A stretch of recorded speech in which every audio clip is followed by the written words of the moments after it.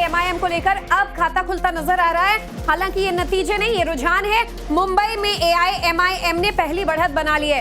एक सीट पर ओवैसी की पार्टी को बढ़त मिली है। देखिए, अगर 32 सीटों पर उन्होंने कैंडिडेट्स उतारे, उनमें मेजॉरिटी यानी 25 पर मुस्लिम कैंडिडेट्स हैं। राकेश कुछ और अपडेट्स के साथ हमारे साथ जुड़ चुके हैं। राकेश, एआईएमआईएम को लेकर क्या अपडेट?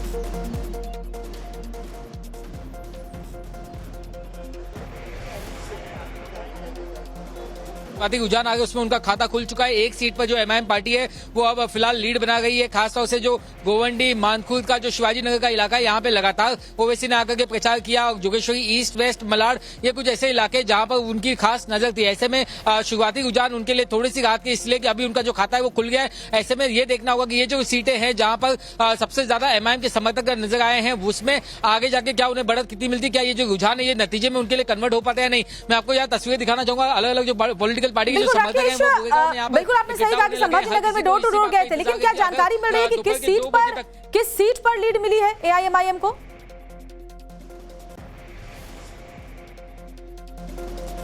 जो जानकारी आई है वो यहाँ पर मानखुर्द शिवाजी नगर का जो इलाका है, वहां पर एक जो वार्ड है उसमें उन्हें लीड मिली हुई है। ये शुरुआती रुझान है जिसमें एमआईएम की जो उम्मीदवार है वो वहां से फिलहाल आगे चल गए। जी राकेश, जो मैं आपसे पहले सवाल करती, 51 सीटों पर शिवसेना यूबीटी, 9 सीटों पर कांग्रेस, ये हो जाते हैं 60, 69 सीटों पर बीजेपी प्लस आगे। यानी अगर आप देखें तो बहुत कड़ी टक्कर इस वक्त भी दिखाई दे रही है। राकेश,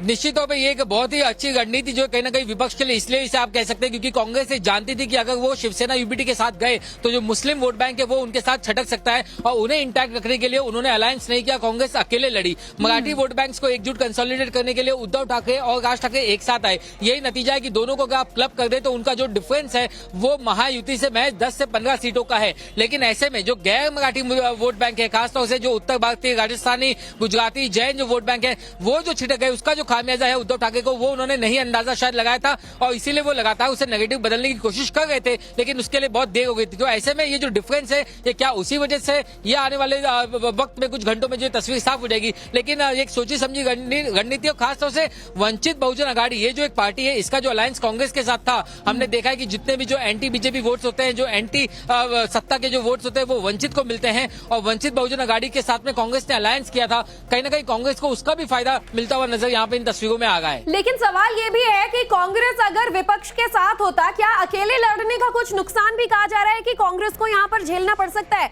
भले ही बाद में ये दल तमाम एक साथ आ जाएं, लेकिन शायद शिवसेना यूबीटी के साथ या फिर जो अपना महागठबंधन है ये बरकरार रखते, तो एग्जिट पोल्स भी ये कह रहे थे कि हो सकता है अब तक ये बीजेपी अलायंस को टक्कर दे रहे होते। राकेश,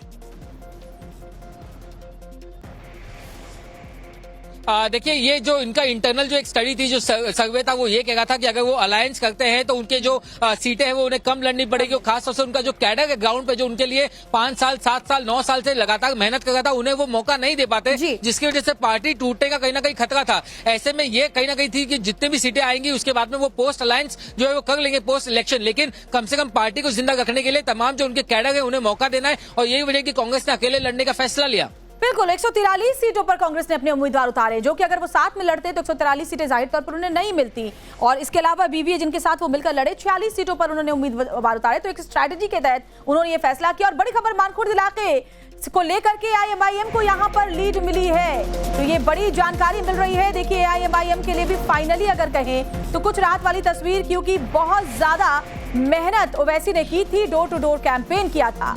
और न सिर्फ फिलहाल जो तमाम अपडेट्स हैं, बल्कि हर एक जगह से किस तरीके से टैली बदल रही है, कहां किसकी बढ़त, एक अपडेट टाइम्स नाउ नवभारत पर आपको हमारी जो टीम है ग्राउंड जीरो पर मौजूद, वो अब तक पहुंचा रहे हैं। और इस वक्त सबसे बड़ा पैनल भी हमारे साथ मौजूद है, जो लगातार बीएमसी इलेक्शन और महाराष्ट्र निकाय चुनाव पर नजर बनाए हुए है। तो आप भी देखते रहिए हमारे साथ, टाइम्स नाउ नवभारत पर बने रहिएगा। और फिलहाल जो लेटेस्ट अपडेट वो यही कि एआईएमआईएम ने अपना खाता खोल लिया है लीड का, और मानखुर्द पर यानी एक सीट पर ओवैसी की पार्टी फिलहाल बढ़त बनाए हुए, क्योंकि इन चुनावों में बढ़ चढ़कर चुनाव प्रचार करते ओवैसी ये दावा कर रहे थे कि वो दिन भी आएगा जब न सिर्फ मुंबई की मेयर बुरके वाली होगी, बल्कि देश का प्रधानमंत्री भी समुदाय से हो सकता है। और ऐसे में सियासत धर्म को लेकर भी काफी ज्यादा हुई, और अतुल, राकेश और प्रेम कुमार जो वरिष्ठ पत्रकार हैं वो सब हमारे साथ मौजूद हैं। स्वाति भी हमारे साथ जुड़ी हुई थी।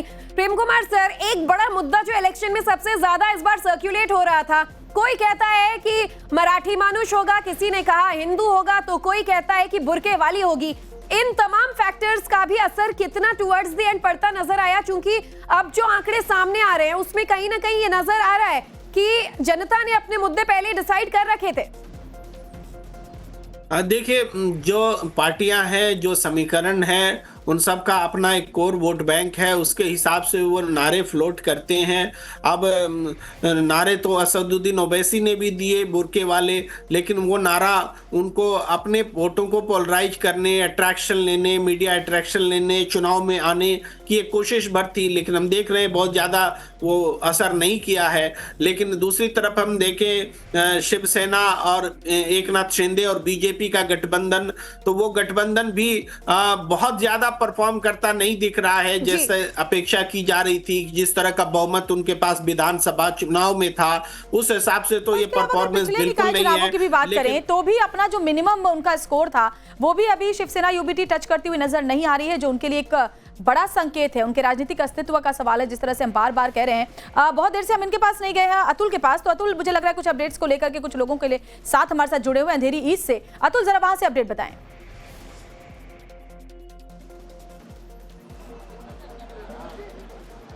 जी देखिए, यहाँ पर वोटों की काउंटिंग अभी थर्ड राउंड में को जो है फिफ्थ राउंड में पहुंच चुकी है और हलचल यहाँ पर काफी ज्यादा है।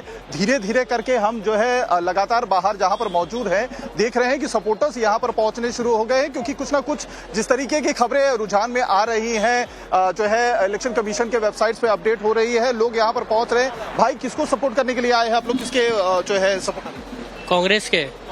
कौन है कैंडिडेट? नितिन सावंत। क्या जो है अपडेट आप लोगों को कुछ मिला है? नहीं, अभी तक कुछ नहीं है। क्या उम्मीद लग रही है, सत्ता किसकी आने वाली है? बता नहीं सकते अभी। बता नहीं सकते, Depend- लेकिन आपके कैंडिडेट जीतेंगे। और भी लोगों से बात करते हैं यहाँ पर, चूंकि शुरुआती ये अभी रुझान है तो बहुत ज्यादा लोग बोलने की स्थिति में नहीं है। सर, क्या कहेंगे, किसको सपोर्ट करने के लिए आए? उबाटा बाटा? बाळासाहेब ठाकरे आणि मनसे। हमसे? हाँ, तो क्या अपडेट मिल रहा है, कुछ जानकारी अभी है? तक यहाँ से निकला नहीं, बाकी सब हमारा ही सीट इस्तीफा गया है। अच्छा, आपका ही ये जो है सत्ता भी है? आगे रहेगा। अच्छा, तो जश्न की कुछ तैयारी करके रखे हैं? रखेंगे, अभी जब से ऐसे न्यूज आएगा तब तैयारी करेंगे। तब तैयारी हाँ। करेंगे। जीत आपकी पक्की है? पक्की है, अंधेरी। आपका ही फहराएगा? तो अपनी अपनी जीत के दावे यहाँ किए जा रहे हैं। अतुल हमारे साथ अंधेरी से जुड़े हुए हैं। मराठी मुस्लिम वोटर्स का अच्छा खासा इंपैक्ट यहाँ पर नजर आ रहा है। और प्रेम जी, आपके पास भी आऊंगी, लेकिन फिलहाल राकेश का फटाफट से रुक कर लेते हैं, क्योंकि बहुत सारे अपडेट्स उनके पास वहां से सामने आ रहे होंगे। उनके बड़े सूत्र भी हैं वहां पर और उनसे भी अपडेट्स लेंगे। लेकिन नागपुर में बीजेपी 63 सीटों पर आगे इस वक्त चलती हुई नजर आ रही है। ये बड़ी खबर यहाँ हमने आपको दिखाया था। खुद मुख्यमंत्री देवेंद्र फडणवीस, मोहन भागवत, नितिन गडकरी, ये तमाम बीजेपी के जो बड़े सियासी चेहरे हैं वो नागपुर के हैं। और ऐसे में नागपुर में उसका अच्छा प्रभाव भी दिखाई पड़ा है, जहां 63 सीटों पर बीजेपी कैंडिडेट्स आगे हैं। राकेश, जानकारी दें। जी बिल्कुल, देखिए मुंबई की भी अगर मैं आपको लेटेस्ट बताऊं तो तकरीबन 150 सीटों का जो रुझान है वो सामने आ चुका है, जिसमें बीजेपी प्लस शिंदे जो है वो 75 सीटों पे, ठाकरे बंधु जो है वो 60 सीटों पर और कांग्रेस जो है वो 9 सीटों पर आगे है। ऐसे में सबसे रोमांचक बात यह है कि अगर आप ठाकरे बंधु कांग्रेस को अगर जोड़ देते हैं तो वो 70 सीटों पे आगे है, जबकि बीजेपी अलायंस 75 सीटों पे आगे है। यानी कि जो गैप है वो अब कम हो गया है। 70 और 75 की लड़ाई है, कांटे की टक्कर आप इसे कह सकते हैं। मैं इस 5 सीटों का मार्जिन जो फिलहाल अभी नजर आ गया है। ऐसे में ये अब